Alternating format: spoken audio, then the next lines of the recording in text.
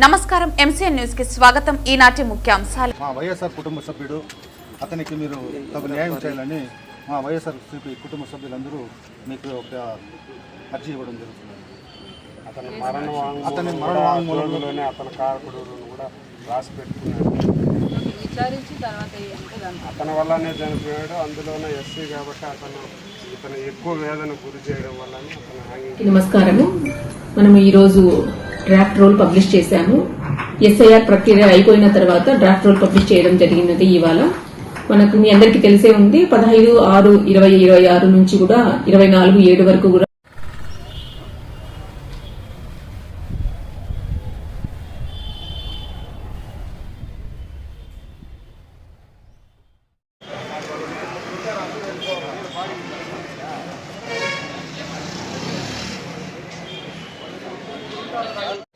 మా వైఎస్ఆర్ కుటుంబ సభ్యుడు అతనికి మీరు తగు న్యాయం చేయాలని మా వైఎస్ఆర్ కుటుంబ సభ్యులందరూ మీకు ఒక అర్జీ ఇవ్వడం జరుగుతుంది. అతని మరణ వాంగ్మూలంలోనే అతని కారకుడును కూడా రాసి పెట్టుకున్నాడు. విచారించి తర్వాత అతని వల్లనే చనిపోయాడు. అందులోనే ఎస్సీ కాబట్టి ఇతను ఎక్కువ వేదన గురి చేయడం వల్ల అతను హ్యాంగింగ్ చేసుకోవడం బాగాలేదని పిల్లలు అందరూ అనాథైతున్నారు కాబట్టి ఖచ్చితంగా న్యాయం జరిగేది. కేసు కట్టాము, ఇన్వెస్టిగేషన్ చేస్తున్నాం. నిన్న ఇచ్చారు కదా, మీరే కదా. సరే అమ్మా, విచారణ చేసి చేస్తాము. మీరే బాధపడద్దు మేడం. దీంట్లో ఎవరెవరు బాధ్యులు ఉండాలో అందరినీ అరెస్ట్ చేయాల్సిందా?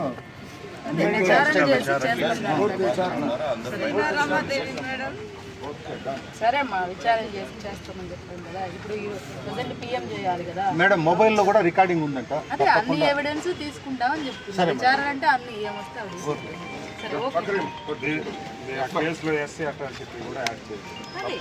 ఏమొస్తే దాన్ని చేస్తాము అంటున్నాను. ఎస్సీ ఉంటే దాని ప్రకారం చేస్తాం.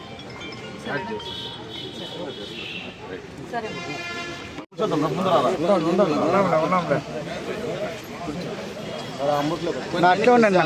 కొంచెం వెనక్కి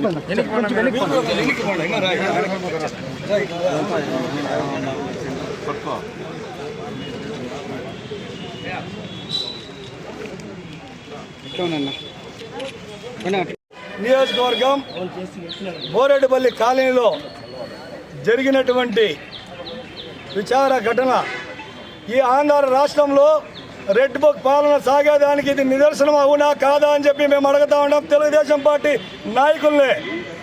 ఇంతవరకు పొలంనేరు చరిత్రలో ఎక్కడా కూడా ఇలాంటి వేధింపులు జరగలేదు. కానీ ఈసారి ఇలాంటి వేధింపులకి నాంది పలికారు మీరు. ఇది ఎంతవరకు సమంజసమని అడుగుతా ఉన్నాము.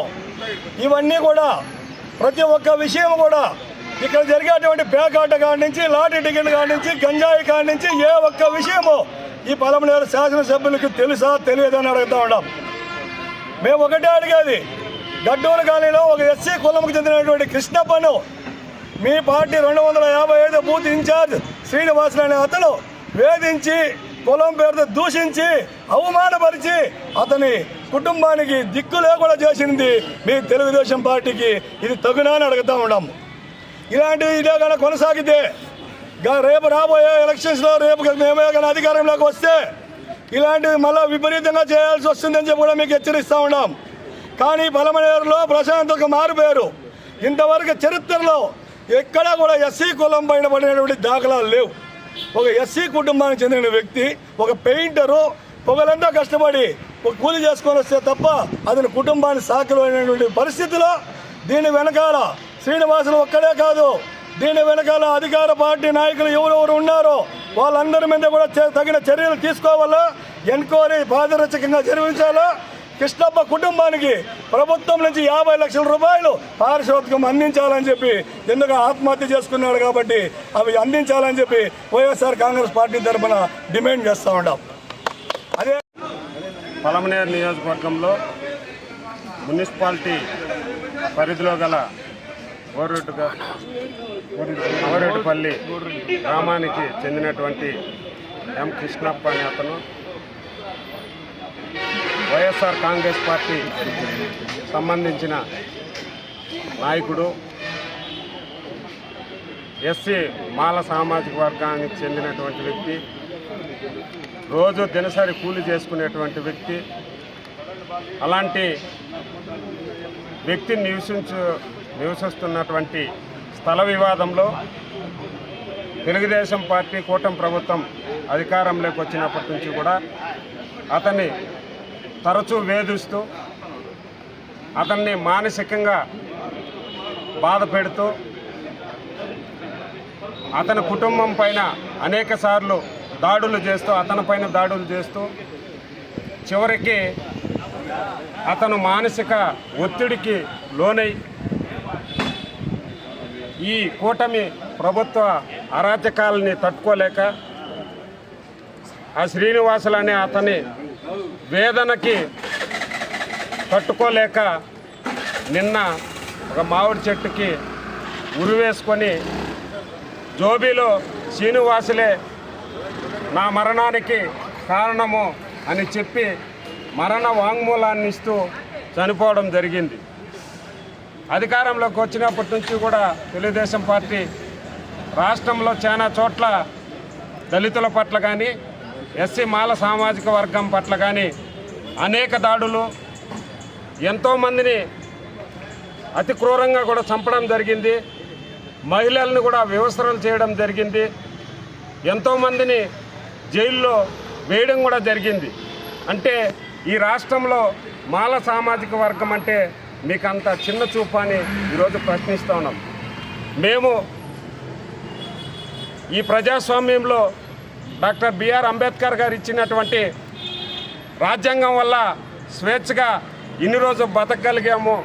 ఈరోజు ఈ కూటమి ప్రభుత్వం వచ్చి ఈ రెడ్ బుక్ రాజ్యాంగం వచ్చి ఈరోజు దళితులమైనటువంటి మా ఎస్సీ సామాజిక వర్గము నాయకుల్ని చంపడమేనా మీ పని? మేము కనీసము ఈ ప్రజాస్వామ్యంలో ఈ మనుషుల మధ్య బ్రతకడానికి కూడా వీలు కాకుండా మా సామాజిక వర్గం సంబంధించినటువంటి వ్యక్తుల్ని, తిరగబడేది తెలియనటువంటి వ్యక్తుల్ని ఈ విధంగా చంపేసి వాళ్ళ కుటుంబాన్ని అనాథలు చేసి ఆ కుటుంబం ఈరోజు ఆ తల్లి కానీ పడే వేదన, వాళ్ళకు ఉన్నటువంటి పిల్లలు పడే వేదన చూస్తే అందరికీ కూడా చాలా జాలేస్తుంది. కాబట్టి ఈ పలమనేరు నియోజకవర్గంలో ఇలాంటి దుశ్చర్యలకి ఎప్పుడు పడతాం, అన్ని విధాలుగా కూడా మేము తోడుంటాం. ఈ ప్రభుత్వం ఖచ్చితంగా ఎవరైతే ఈ సంఘటనకి పాల్పడినారో వాళ్ళపైన ఖచ్చితంగా murder case, attempt murder case కట్టాలా. అదేవిధంగా ఎస్సీ యాక్ట్ కేసు కట్టి వాళ్ళకి ఎంతమంది ఆ కేసుకు సంబంధించి ఇన్వాల్వ్ అయినారో వాళ్ళందరిపైన కూడా బలమైనటువంటి కేసులు కట్టి మళ్ళీ కూడా ఈ పలమనేరు నియోజకవర్గంలో ఇలాంటి దుశ్చర్యలకు ఎవరు పాల్పడకుండా పోలీస్ శాఖ వారు కూడా నిరోధించాలని కూడా వైఎస్ఆర్ కాంగ్రెస్ పార్టీ తరఫున మేము డిమాండ్ చేస్తున్నాం. ఇక్కడ విచ్చేసినటువంటి వైఎస్ఆర్సీపీ కుటుంబ సభ్యులకి, మీడియా సోదరులకి అందరికీ హృదయపూర్వక నమస్కారములు. ఈరోజు చాలా బాధాకరమైన దినం. ఎందుకంటే ఈరోజు వైఎస్ఆర్సీపీ కుటుంబ సభ్యుడు, మా సోదరుడు,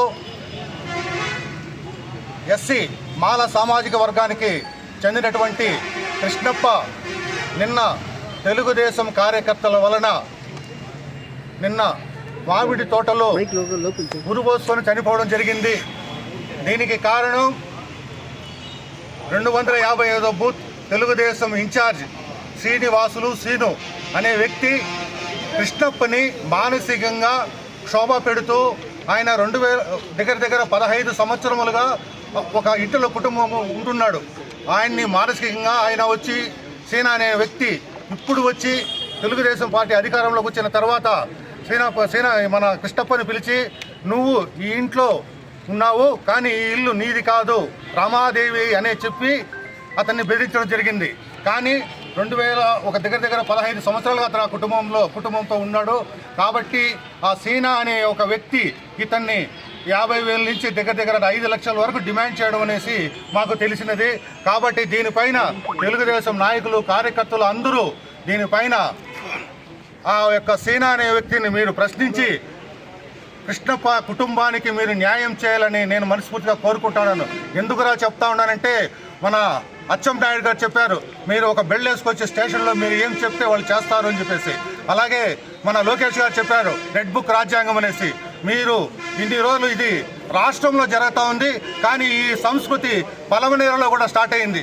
ఎందుకంటే దానికి ఒక ఉదాహరణ నేను కూడా ఒక బాధ్యుడినే, చెప్పచ్చో చెప్పకూడదు, కానీ ఈ సందర్భంగా నాది కూడా చెప్తున్నాను. ఒక కమిషనర్ వచ్చి 10 రోజులు కూడా కాలేదు, ఆయన వచ్చి 10 రోజులు కూడా కాలేదు. 10 రోజుల్లోనే ఆయనకి కొత్తపేట ఎక్కడుంది, పాతపేట ఎక్కడుంది, అంబేద్కర్ నగర్ ఎక్కడెక్కడుంది, వినాయక నగర్ ఎక్కడుంది కూడా తెలీదు. కానీ బసవన్న కట్టు వీధిలో నేను ఏదో ఒక మూల. నిన్నటి దినం అంటే 31 జూలైన ఈవినింగ్ 4 o'clock టైంలో మాకు ఒక కంప్లైంట్ ఫోన్ రావడం జరిగింది. దాంట్లో భాగంగా గడ్డూరు కాలనీలో ఒక మామిడి తోటలో ఒక వ్యక్తి హ్యాంగింగ్ చేసుకున్నాడని చెప్పి ఇన్ఫర్మేషను. దాంతో అక్కడికి వెళ్ళేసరికి కూడా వాళ్ళ బంధువులు కూడా వచ్చి ఉన్నారు. వాళ్ళ సమక్షంలోనే బాడీని దింపి చెక్ చేయడం జరిగింది. అతని జోబిలో ఒక సూసైడ్ నోట్ కూడా ఉంది. తర్వాత వాళ్ళ భార్య ఇచ్చిన కంప్లైంట్ మేరకు ఒక కేసు కూడా రిజిస్టర్ చేయడం జరిగింది. దాంట్లో ఒక అతను నెక్స్ట్ ఒక ఫ్లాట్ విషయంలో హరాస్ చేస్తున్నాడు, అందుకే ఆ మనస్తాపంతోనే కంప్లైంట్ భర్త హ్యాంగింగ్ చేసుకున్నాడని చెప్పి వాళ్ళ భార్య కంప్లైంట్ చేయడం జరిగింది. దానిపైన ఈరోజు ఇంక్వెస్ట్ చేసి వాళ్ళని విట్నెస్ ఎగ్జామ్ చేసిన తర్వాత ఫర్దర్ డీటెయిల్స్ తెలుపుకుంటాం. Thank you. ఇక మా ఎంక్వైరీలు ఏం తెలియదంటే వాళ్ళకు రెవెన్యూ వాళ్ళకు కంప్లైంట్ వెళ్ళింది. కంప్లైంట్ వెళ్తే దాని ఎంక్వైరీ నిమిత్తం వాళ్ళు నోటీస్ ఇస్తామని చెప్పి తెలిసింది. ఇప్పుడు విఆర్ఓతో పాటు ఇంకొక లేడీ కూడా ఉన్నారనేసి అదే ఆ లేడీ కంప్లైంట్ ఇచ్చింది, ఇది నా పట్టాను దాన్ని చెప్పి ఎంక్వైరీ చేయమని చెప్పి అడిగితేనే ఆ కంప్లైంట్ బేస్ చేసుకొని రెవెన్యూ వాళ్ళకు కాల్ఫర్ చేసినారు. అది ప్రిలిమినరీగా తెలిసింది, ఇంకా డీటెయిల్గా ఇన్ఫర్మేషన్ ఏమంటే తహసీల్దార్ కాకుండా VRO.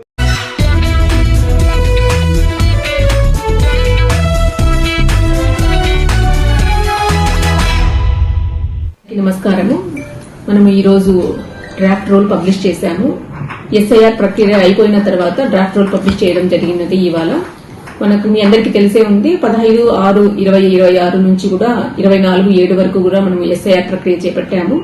House to house enumeration చేశాము, వచ్చిన ఫామ్స్ అన్ని కూడా డిజిటైజ్ చేశాము, మ్యాపింగ్ చేశాము, తర్వాత ఏజ్డ్ లిస్ట్ కూడా ఐడెంటిఫై చేయడం జరిగింది. చివరిగా ఇవాళ మనము డ్రాఫ్ట్ రోల్ పబ్లిష్ చేశాము. పలమనేరు నియోజకవర్గానికి సంబంధించి మొత్తము ఎస్ఐఆర్ ప్రక్రియ చేపట్టడానికి ముందర 2,72,326 మంది ఓటర్లు ఉన్నారు. ఎస్ఐఆర్ ప్రక్రియ అయిన తర్వాత 29,381 మందిని మనము ఏజ్ లిస్ట్ ఐడెంటిఫై చేశాము. అంటే అందులో యాబ్సెంటీ, డెత్, షిఫ్టెడ్ కింద ఐడెంటిఫై చేశాము. ఈ 29,381 మైనస్ చేస్తే 2,72,326 నుంచి టోటల్ నికరంగా మనకు డ్రాఫ్ట్ రోల్లో 2,42,945 ఓటర్లు ఇవాళ మనము డ్రాఫ్ట్ రోల్ పబ్లిష్ చేశాము. తర్వాత మీ అందరికీ తెలిసే ఉంటుంది, మనము నో మ్యాపింగ్ కింద తర్వాత లాజికల్ డిస్క్రిపెన్సీ ఉన్న ఓటర్స్ మాత్రమే నోటీసులు ఇవ్వడం జరుగుతుంది. మిగతా ఇంకా ఈ డ్రాఫ్ట్ రోల్లో లేని వాళ్ళకి ఎవరైనా క్లెయిమ్స్ పెట్టాలదలుచుకుంటే మనకు క్లెయిమ్స్ అండ్ అబ్జెక్షన్స్ పీరియడ్ 31/7/2026 నుండి 38/2026 వరకు మనకు క్లెయిమ్స్ అండ్ అబ్జెక్షన్స్ పీరియడ్ ఉంది. ఈ పీరియడ్ లో ఎవరైనా కూడా ఫామ్ 6, 7, 8 ఈ క్లెయిమ్స్ అన్ని కూడా మనకు ఇవ్వచ్చు. ఈ పీరియడ్ లో వచ్చిన క్లెయిమ్స్ అన్నిటినీ కూడా మనము డిస్పోజ్ చేస్తాము. 31/7/2026 నుంచి 28/9/2026 వరకు మనము క్లెయిమ్స్ అండ్ అబ్జెక్షన్స్ పీరియడ్ ని డిస్పోజ్ చేస్తాము. డిస్పోజల్ పీరియడ్ అనే అంటాము. ఈ పీరియడ్ లో మనము క్లెయిమ్స్ అండ్ అబ్జెక్షన్స్ ని డిస్పోజ్ చేస్తాము. తర్వాత ఫైనల్ గా మనకు 3/10/2026 ఫైనల్ రోల్ పబ్లిష్ చేయడం జరుగుతుంది.